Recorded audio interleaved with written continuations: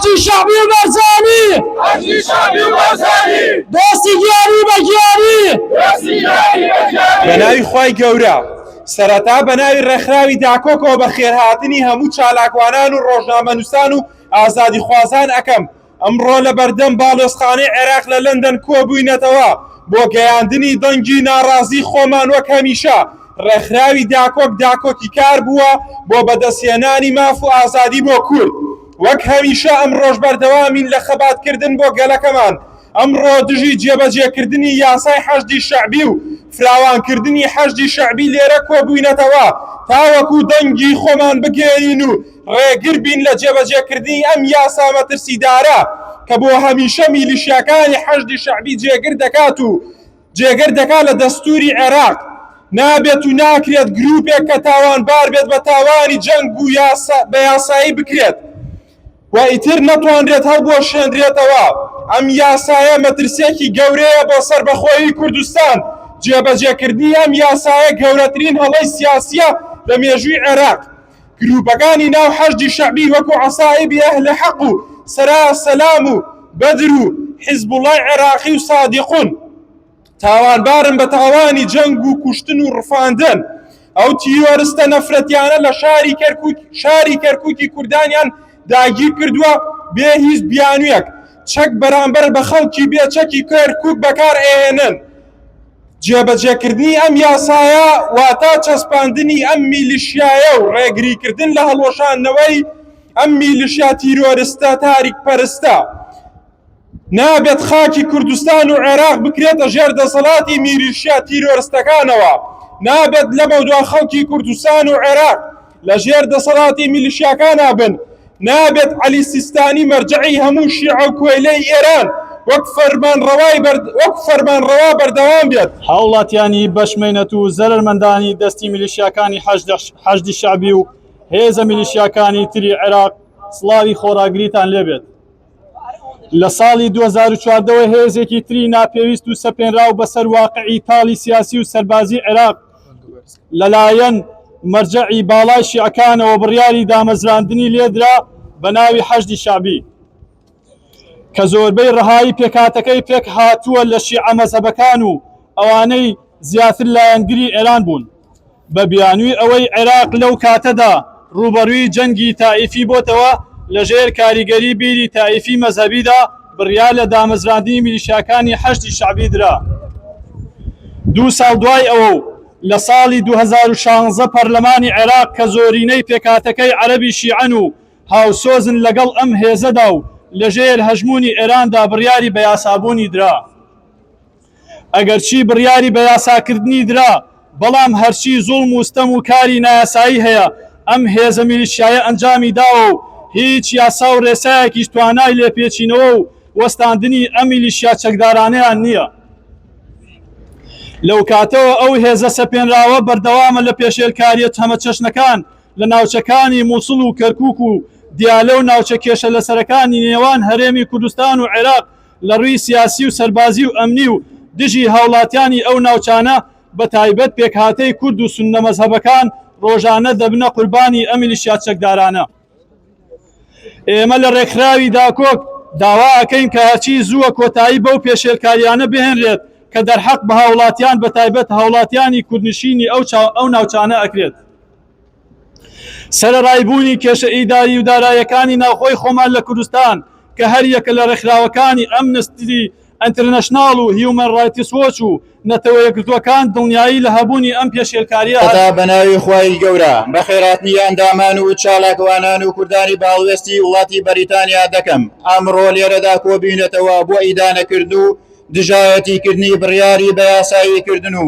زیادکردنی دەسەڵاتی میلیشیای حەشدی شەعبی کەم هێزە لە ساڵی 2014 و لە پاش هاتنی داعش شو پاشە کشەکردنی سوپای عێراق بە بڕیارێکی نایاسایی و فتوایەکی عەلی سیستانی ڕابەری ڕۆحی شیعەکان لە عێراقدا مەزراوە بۆ پڕکردنەوەی ئەو فەراغەی لە ئەنجامی پاشەکشەی سوپای عێراق لە ناوچەکەدا کە دەبوو ئەوان هەوڵ بدەن سوپای عێراق بنیاد بنێنەوە و بە هەڵەکانی خۆیان دەبشنەوە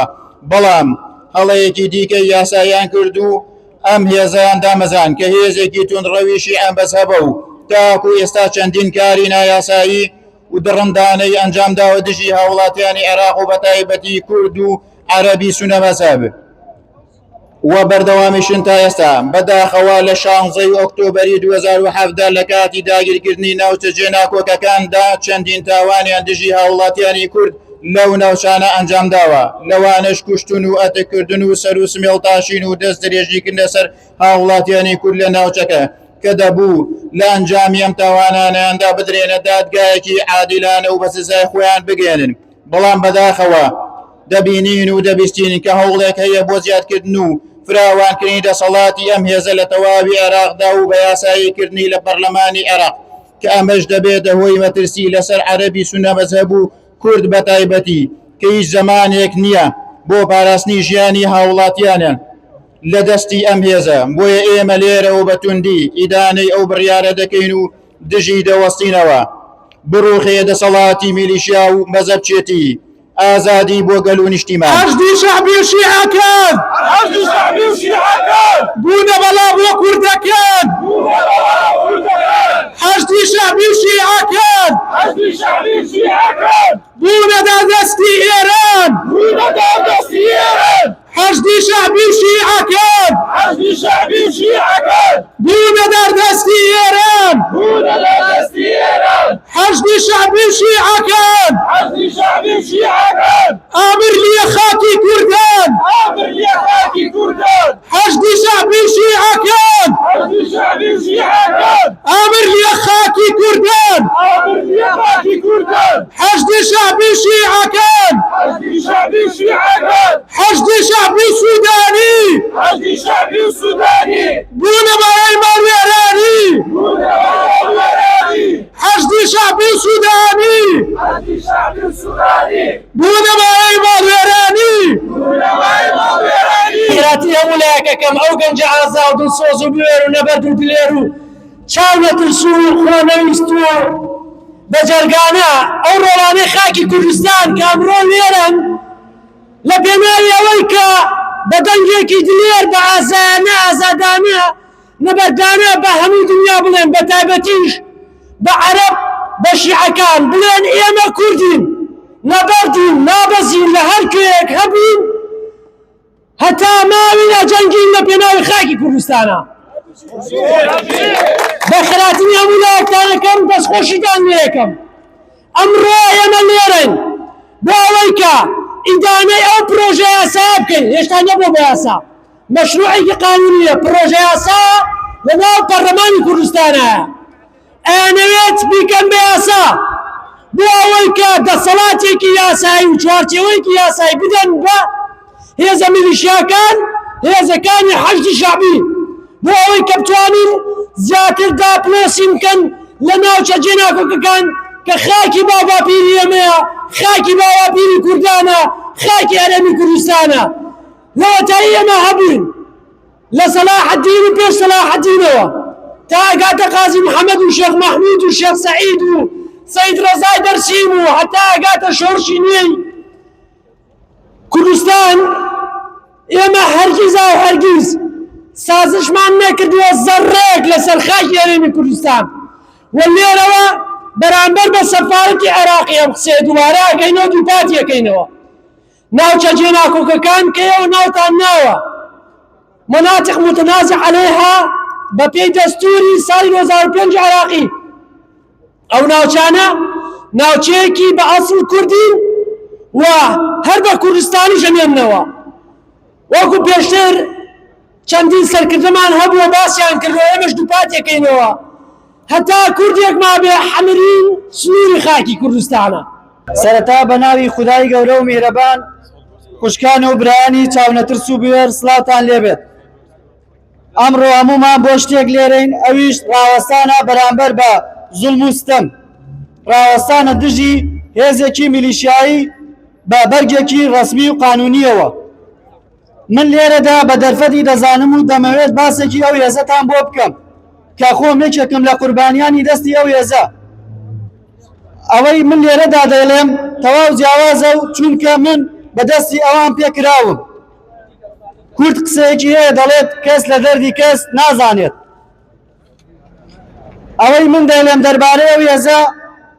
تەواو جیاوازە و دەیزانم کە ئەوان چەند هێزێکی زاڵم و ستەمکارن ڕەحم بە هیچ کەس و لایەنێک ناکەن نەک کار بە یاسا ناکەن بەڵکو تەواوی کارەکانیان دژی یاسایە و مێژووی ئەو هێزە پڕە لە تاوانی جۆراوجۆر و کوشتنی هەزاران کەسی بێتاوان و ڕفاندنی چالاکوانان و شەڕی مەزهەبی و قاچاقچێتی و دەیان تاوانی تر ئەو هێزە هێزێکی نیشتیمانی نین ڕاستەوخۆ لەلایەن سەرکردە و سەرۆک عەشیرەتەکانەوە کاریان پێ دەکرێت و بۆ کاری نایاسایی و ترساندن و هەڕەشەکردن لە نێوارەکانیان و سەرکوتکردنی دەنگی ئازا و بوێر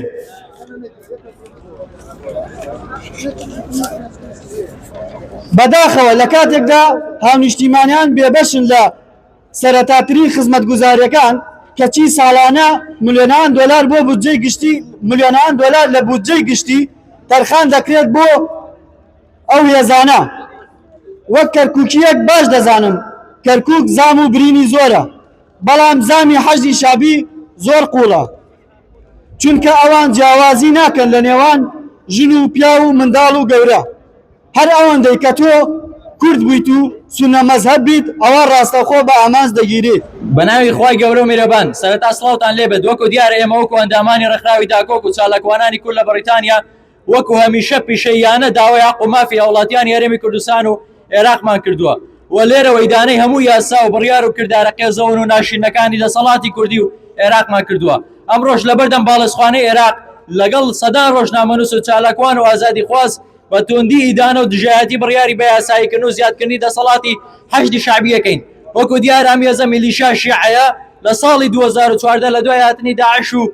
چۆڵکردنی سوپای عێراق لە هەندێک ناوچەکانی پێشەوەی جەنگ لە 2014 بە بڕیارێک و فتوایەکی نایاسایی مەرجەعی باڵای شیعەکانی عێراق عەلی سیستانی نەفرەتی دامەزرا بۆ پڕکردنەوەی ئەو ناوچانەی کە سوپای عێراقی چۆڵی کرد بوو بەڵام لە دوای کۆتایی هاتنی شەڕی داعشش ئەم هێزە میلیشیا شیعەیە وەکو خۆی مایەوە وەڵنەوە شێندرایەوە بەڵکو بودجە و موچەیان بە نایاسایی بۆ دابینکرا و هەموو هاوکارێکی نایاسایی کران لەلایەن حکومەتی عێراقەوە هەروەکو دەزانین ئەم هێزە توندڕەوە شیعە مەزهەبە تاکو ئێستا چەندین کاری نایاسایی و توند و دڕندانیان بەرامبەر هاوڵاتیانی سونە مەزهەبی عێراق و بە تایبەتی هەرێمی کوردستان ئەنجام داوە و بەردەوامیشن بە تایبەتی لە ڕووداوی 16 ئۆکتۆبەری 2017 لە کاتی داگیرکردنی ناوسەرجەکان کۆکەکاندا چەندین تاوانیان دژی هاوڵاتیانی هەرێمی کوردستان ئەنجامدا لەوانە کوشتن و بریندارکردن و ئەتیکردن و دەستدرێژی کە دواتر دەبوو لە ئەنجامی ئەم کردارەیان بدرانە دادگا و سزا بدابان بەڵام بەداخەوە هیچ ڕێکارێک نەگریایە بەرامبەریان سەر ڕایەن وەم شتانە ئێستا هەوڵێکەیە بۆ زیادکردن و فراوانکردنی دەسەڵاتیان و بە یاساییکردنی ئەم هێزە لە پەرلەمانی عێراقدا کە ئەمەش دەبێتە هۆی مەترسی تەواوەتی و نەمانی هیچ زمانێک بۆ پاراستنی ژیانی هاوڵاتیانی سونە مەزهەبی عێراق و هەرێمی کوردستان بۆ ئێمە وەکو چالاکوانان و ئازادی خوازان و نیشتیمان پەروەران نەک تەنها ڕازی نین بە بەرفراوانکردنی دەسەڵاتی میلیشیای حەشدی شعبی بەڵکو داوای هەڵەوەشانەوەیان دەکەین بڕوخێ دەسەڵاتی میلیشیا و مەزهەبی ئاینی ئازادی بۆ گەل و نیشتیمان كويلة كويلة حزب شعبي كويلة دجي ياشتي دجي مافا كويلة كويلة سيستاني بيا وجدانا دستي لخيري خاوان وجدانا زانم کاتتان باش میلیشیاکانی حەشدی شعبی کە لە دوای ساڵی 2014 دامەزراوە مەزەندە دەکرێت بە لە ئێستاە بە 250,000 سەرباز ئەم گروپە میلیشیایە ڕێژەیەکی زۆری ئەندامەکانی شیعەن ئەمە شواتە لەژێر هەیمەنەی دەسەڵاتی ئێراندان هێزێکی جیهادین کە لەژێر فتوای دەسەڵاتی ئاینی نەجەف دەرچوون ئەمە مەترسیەکی گەورەیە کە فکرەی ڕێکخراوەکە ڕێگەیان پێدەدات دژ بە هەر بیرێکی تری ئاینی بوەستنەوە لە ناوچەکەدا کە شیعە نەبن عێراق کە خۆی بەدەست شەڕی تائیفیەوە دەناڵێنێت بەرگەی هیچ هێزێکی تری میلیشایی ناگرێت چونکە دامەزراندنی هەر هێزێک واتە لە دایکبوونی ناکۆکی و ناتەبایی بەپی سەرچاوی ویکیپیدیا لە دوای ساڵی 2017ەوە پێشمەرگە بووەتە بەشێک لەو هێزەی کە حەشد بە دوژمنی خۆی دەزانێت دوژمنداری دەکات ئەمەش واتە حەشد دژ بە خاک و زمان و نەتەوەی کووردە بە پێ مێژووی ڕێکخراوەکە هەمیشە لە بەشێکی زۆری ناوچەدا بڕێنراوەکانی کوردستان حەشدی شعبی شەڕ و ململانەی زۆری دژ بە نەتەوەی کورد کردووە و هەوڵی داگیرکردنی خاکەکەیدا و خەڵکی سڤیل و پێشمەرگەی کوشتووە چونکە هەمیشە ئامانجیان ئەوە بووە دەسەڵاتی شیعە لە سنوورەکانی کورد و سونە زیاتر بکەن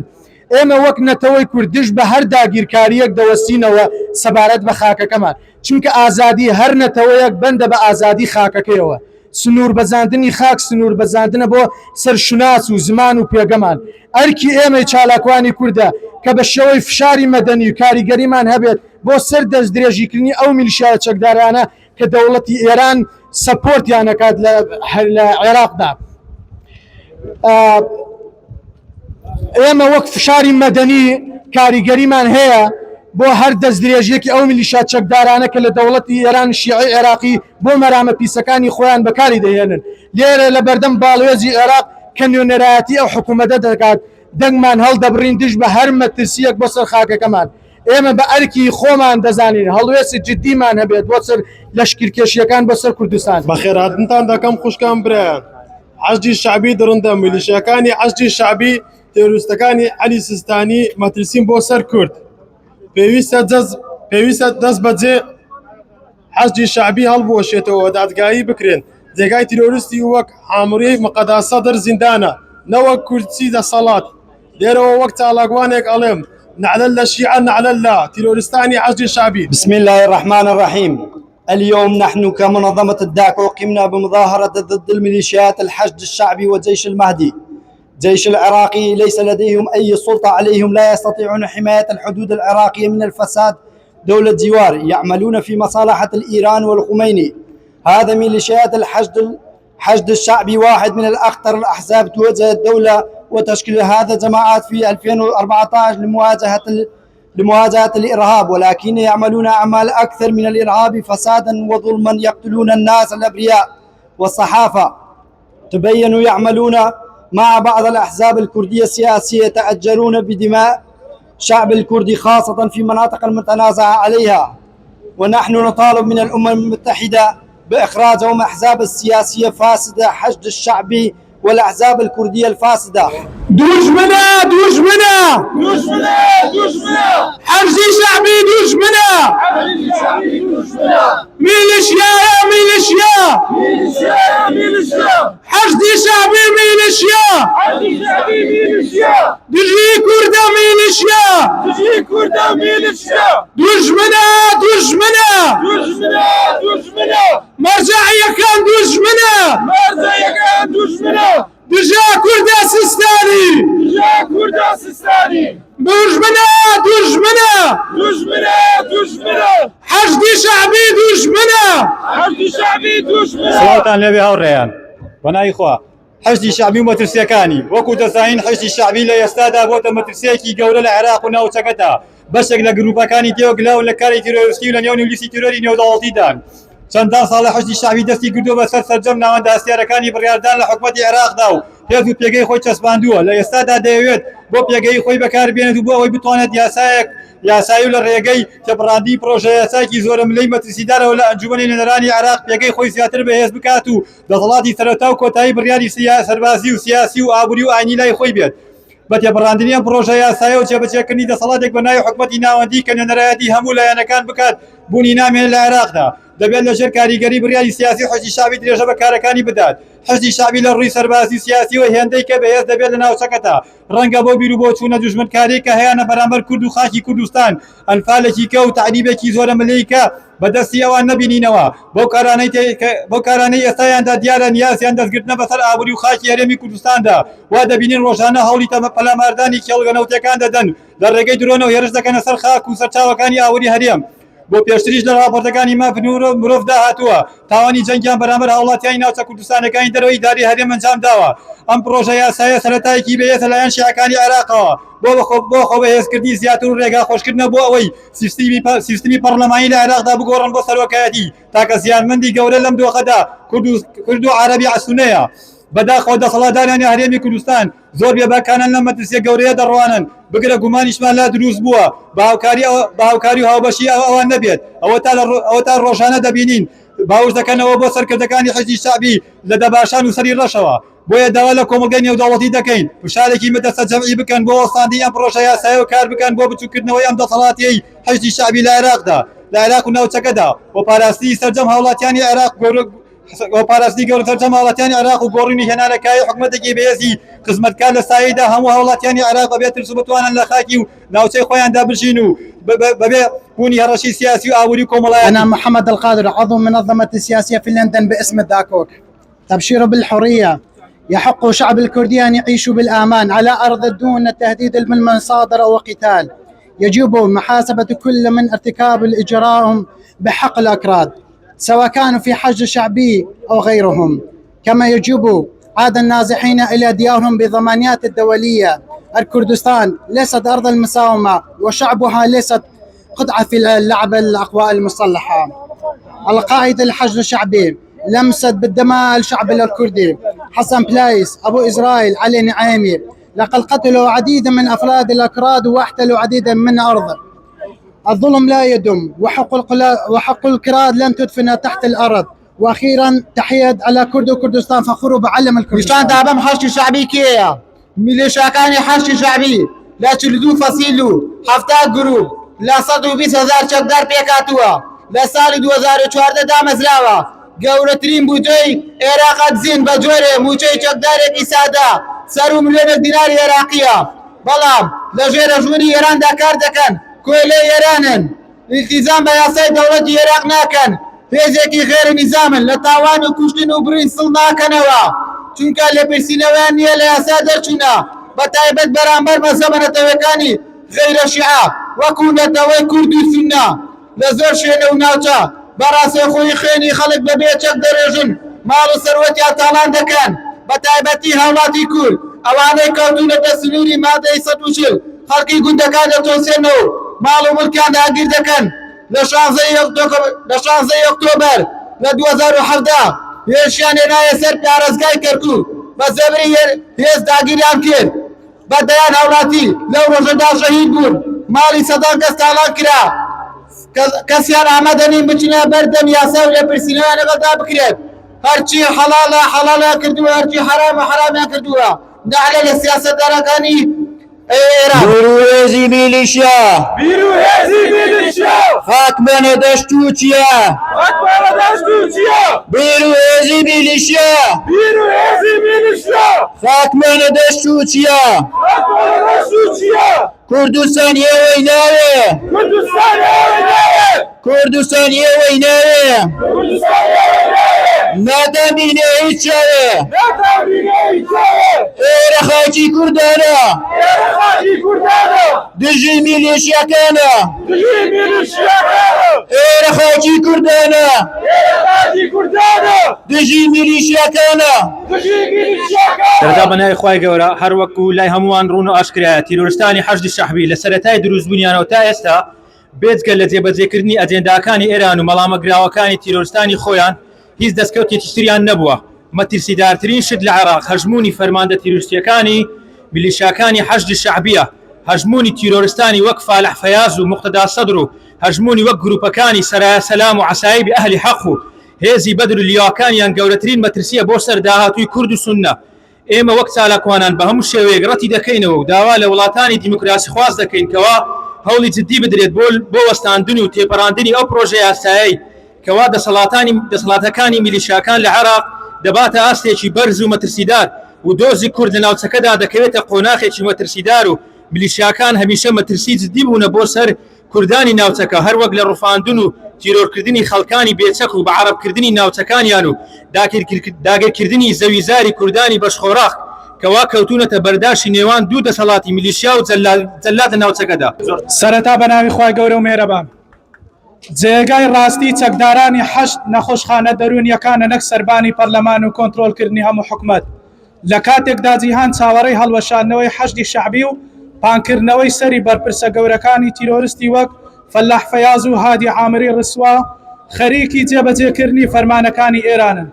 حەشد و میلیشیا هەندێک لەم گروپانی ئەم هێزە پێکدێنن لە لیستی تیرۆرن و ئایانەیە بیانکەین بە بەشێک لە حکومەت. یاسایەکیان بۆ دروست ئەەکەن بۆ هەمیشە بمێننەوە و ببێن بە دەستور لە عێراق، دەستێوەردانیان زیاتر ببێت و بێتە هۆی دەستێژکردنی بەد ئەخلاقیەکانیان. پێویستە لەگەڵ لێسەندنەوەی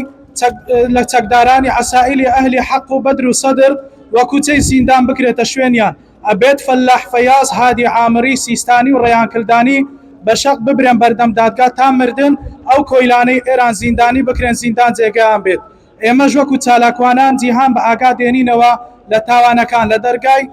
هەموو دیموکرات خوازێک ئەدەین بۆ هەڵوەشاندنەوەی بۆ هەڵوەشانەوە و ملکەتکردنی کۆیلەکانی ئێران و ڕزگارکردنی سونە و کوردەکان دەستی گیانی بە گیانی میلیشیاکانی عێراق تێکیاندارە گشت وڵات تاکەی هێزی بێگانە دەستی وارە ناوچانە ئێمە ڕۆڵای کوردانین دڵشازی نیشتیمانین حەشتی شەعبی و بەرزانی دەستی گیانی بە گیانی کەرکووک خانەقین تازە خاکی کوردی بێنازە میلیشیاکانی وڵات میلەت لە دەستان هەڵهات میلیشیاکانی وڵات میلەت لە دەستان هەڵات بە ناوی خی گەورە و میێرەبان بەڕێزان چالاکەوانان ئەندامانی ڕێکخراوی داکۆک ئەی ئەوانەی لە پێناو ئازادی و مافەکانی گەلەکەمان تێدەکۆشن بەڕێزان هەمووان باش دەزانین بە درێژایی مێژوو گەلەکەمان لەژێر ناوی جیاجیادا ڕوبەڕووی چەندین هەڕەشەی لە ناوبردن بۆتەوە لەلایەن دەسەڵات و وڵاتانی جیاجیادا وڵاتانی چواردەورماندا ئەو ڕۆژەش جارێکی تر لەژێر ناونیشانی بەرفراوانکردنی دەسەڵاتی حەشدی شەعبی و پاراستنی عێراق سەدا پەنجاویەکی خاکی پیرۆزی کوردستانیان داگیر کرد و هەر ڕۆژە و بە بیانوێک ئیهانەی هەوڵاتیانی کوردەکەن لە ناو خاکی خۆیان من پێیان دەڵێم ئێوە نەک تەنها هێزی گەلنین بەڵکو لەژێر ناوی مەزهەب و ڕێگریکردن لە هاوڵاتیان و داگیرکاری بەڕێوە دەچن بۆیە ئێمە وەکو چالاکەوانان و ئازادی خوازان و نیشتیمان پەروەران نەک تەنها ڕازی نین بە بەرفراوانکردنی دەسەڵاتی میلیشیای حەشدی شەعبی و بەڵکو داوای هەڵوەشانەوەیان دەکەین کە لەژێر فەرمانی دەسەڵاتی دەرەکی کاری پێدەکرێت بۆ مەرامی سیاسی ئێران بەڵایە حەشدی شەعبی بەڵایە